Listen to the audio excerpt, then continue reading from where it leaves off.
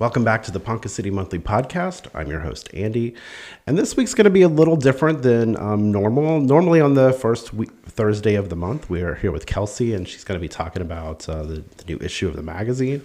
However, as we do every podcast with her, we do the Mayor Minute. She's the mayor. She's very busy, and this week our schedules just didn't line up for recording the podcast. So we're doing something a little different, and we brought in one of our friends.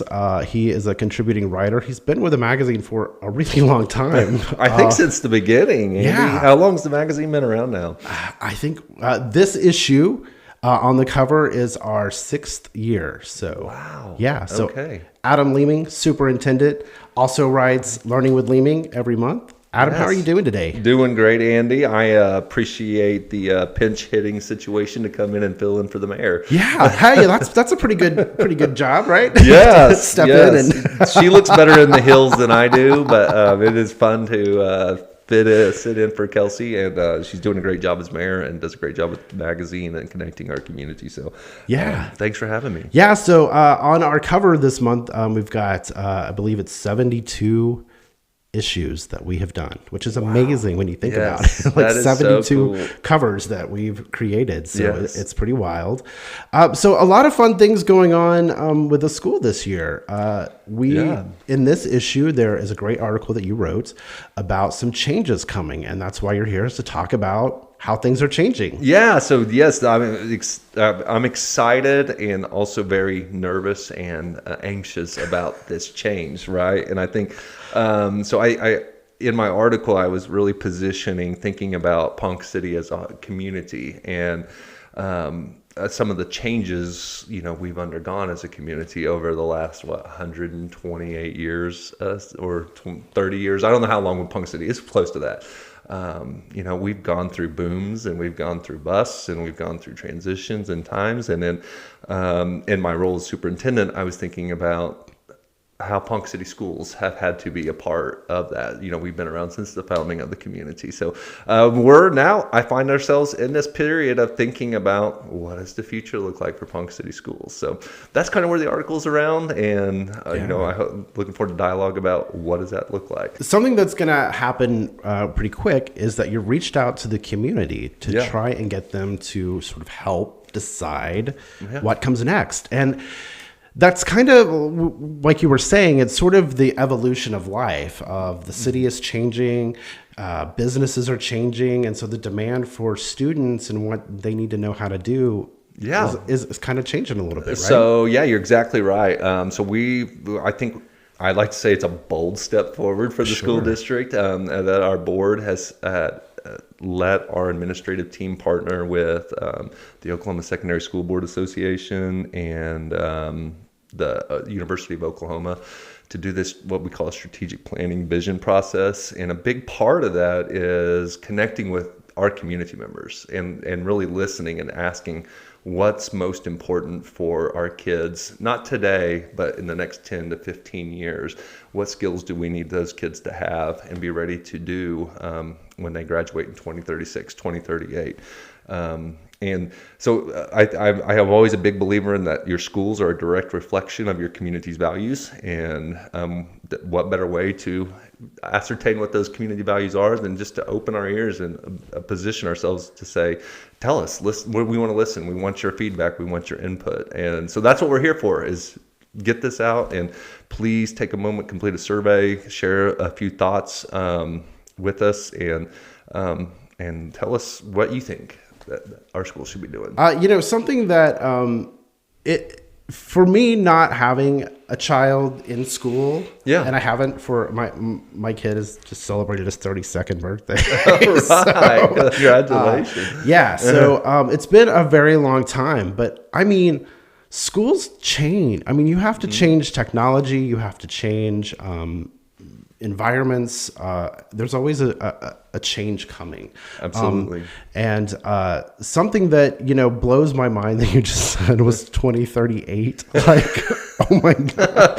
I don't know. Like, I grew up in the 80s. So, we lived in the world of 1999. We're going to party like it's 1999. Yes, so sir. The idea of 2038 is crazy. But, your job in a sense is to take a kindergartner and plan for what their graduation is.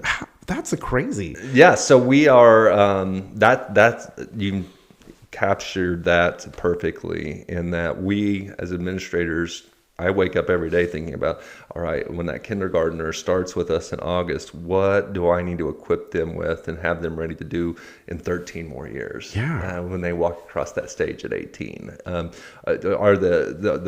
is the curriculum we're putting forward to them relevant? Are they engaging it with new technologies? Are they finding their unique skill sets and where they're going to fit in this world? And we don't even know what that world's going to look like in 12 to 13 years. And I think it's the power in what we're trying to do is we are recognizing with full humility and humbleness to say we don't know all the answers. And but we know we live in a great community that supports their schools, believes in young people, believes in supporting our children.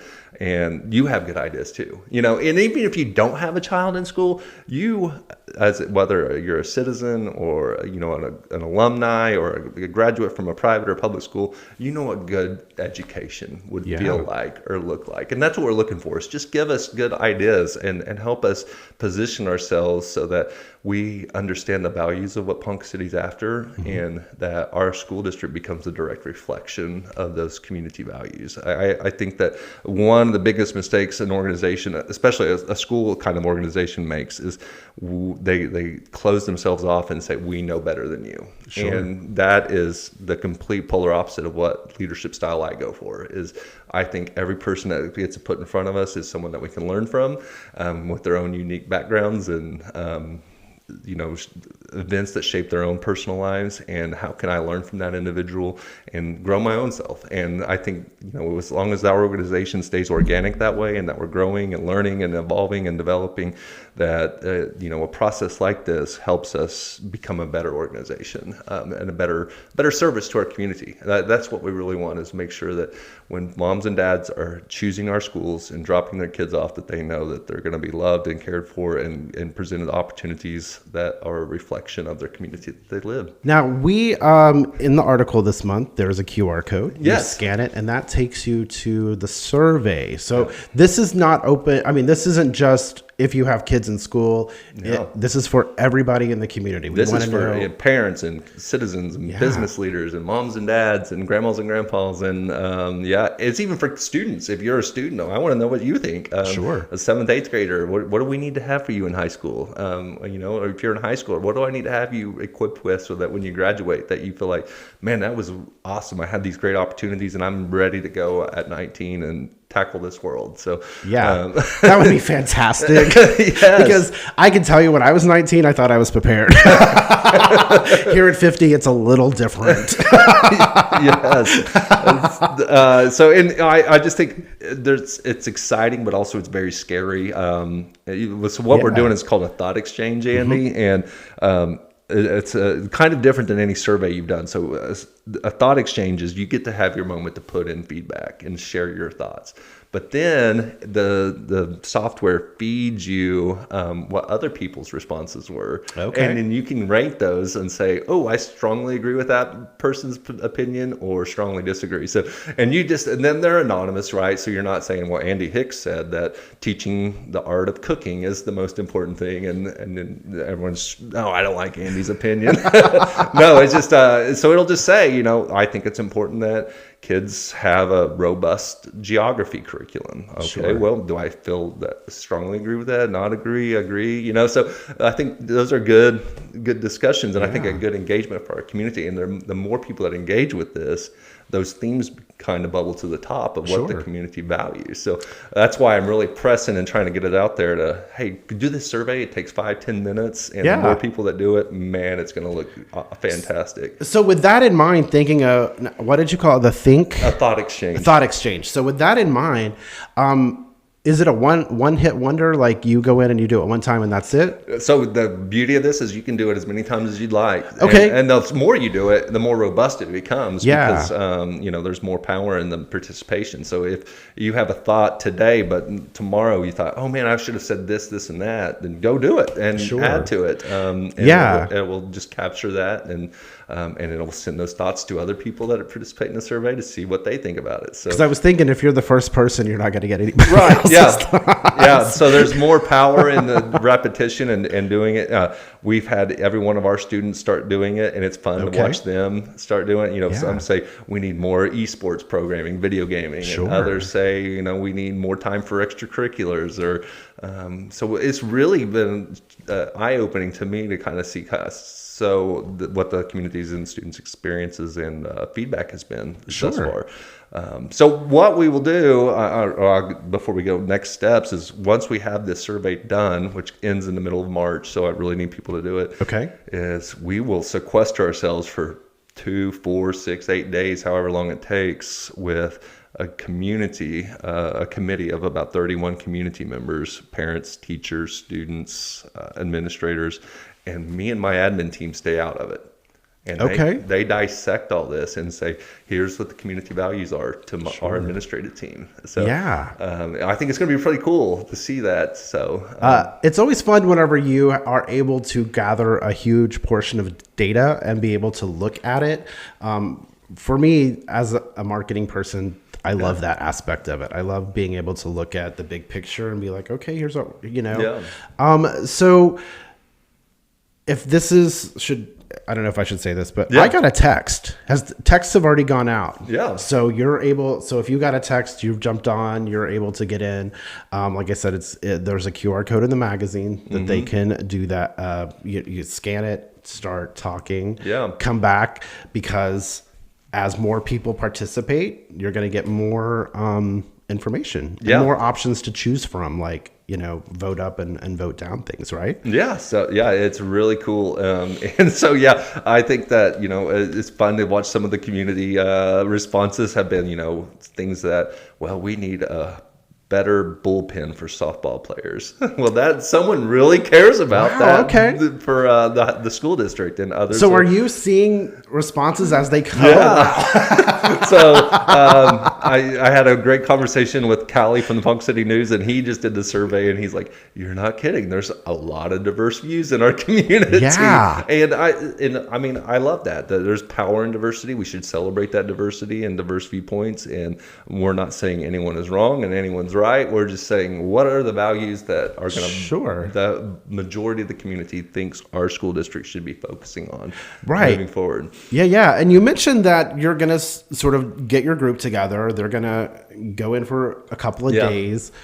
How are they going to then take that information and start putting, because I mean, data is great. Yeah. It's fun to look at, but unless you have an action plan to say, okay, this is the stuff we need to work on, how do you determine which of those items? So this is why we hired in these experts to come alongside us, because they have a history of doing this across the state with several high-performing school districts. And that was kind of what led me to think that Ponca City's long overdue to do something like this. And so OU and OSSBA will send their experts in to help mediate and guide those discussions as we look at this data. The survey data is just one piece of this. We're going to have attendance data. We're going to have student test performance. Okay. We're going to have metrics that our school districts just evaluated on an annual, daily basis. And all of that is going to come, all these data points are going to come together. And through this, we're going to create a master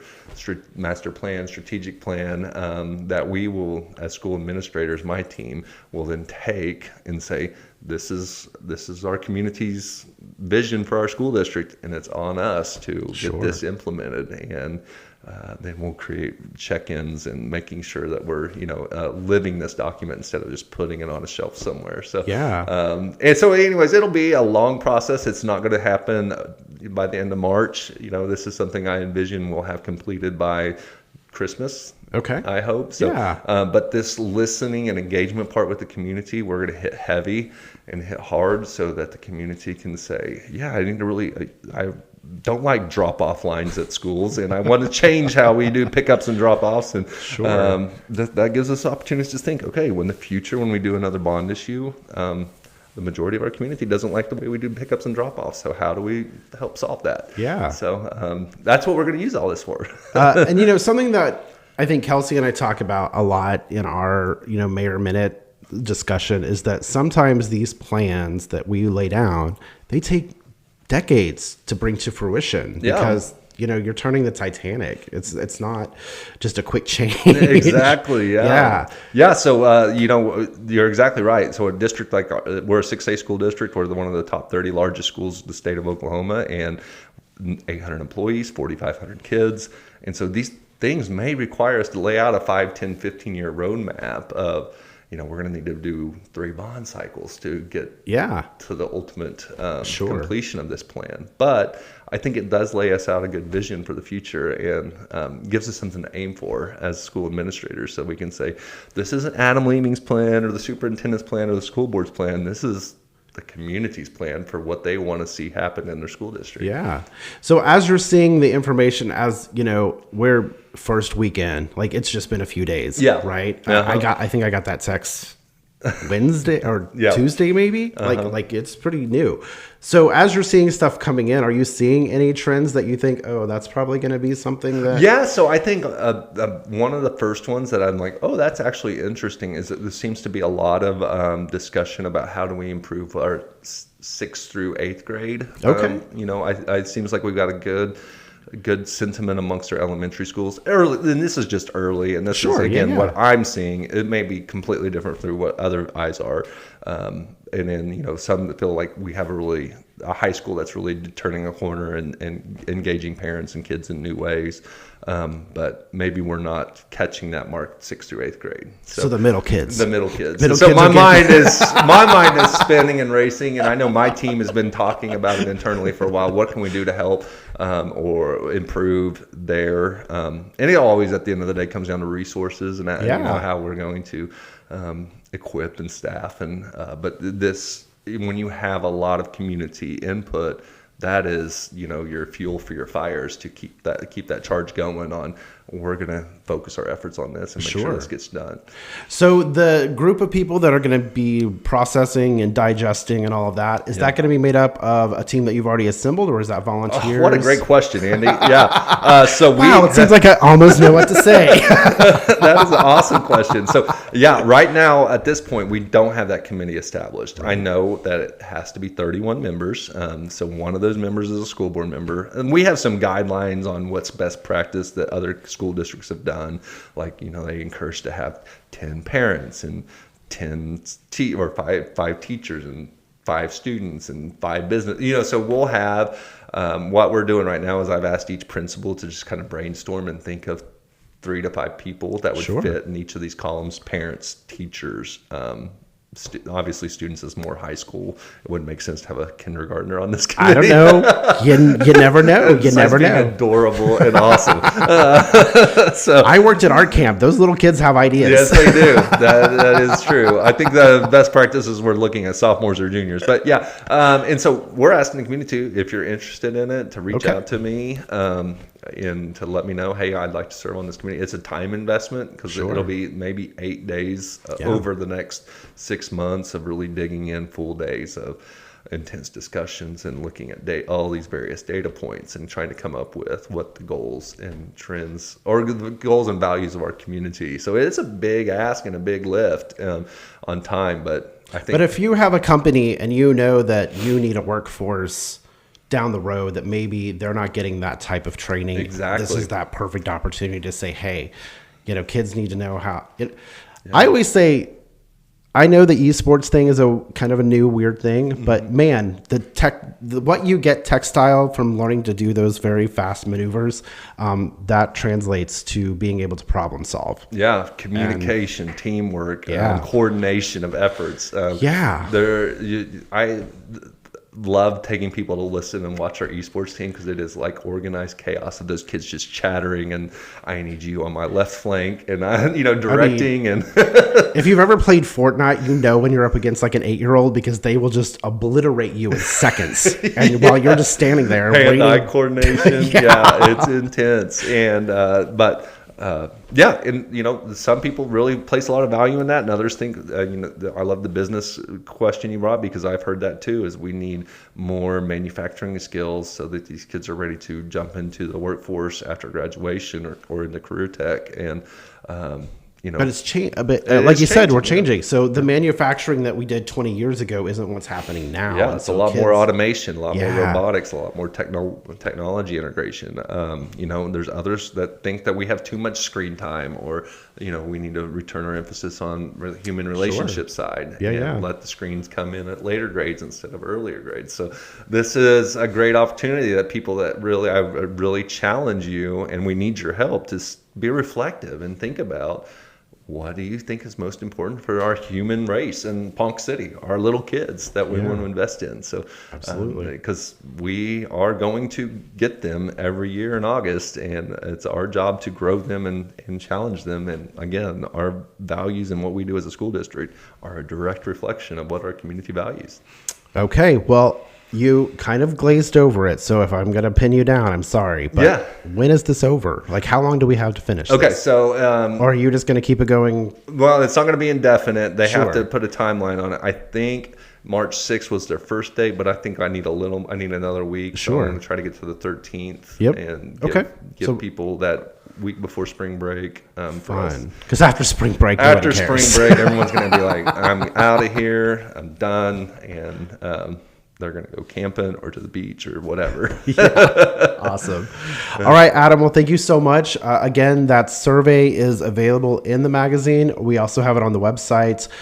You can find it in the description for this. It'll be everywhere. So I appreciate it, Andy. Appreciate you guys spreading the word, because again, the more people that do this, the better our schools become. Yeah. So help out the school systems, take the survey, tell them what you think kids need to know. Yeah. All right. And it can't be the superintendent needs more hair.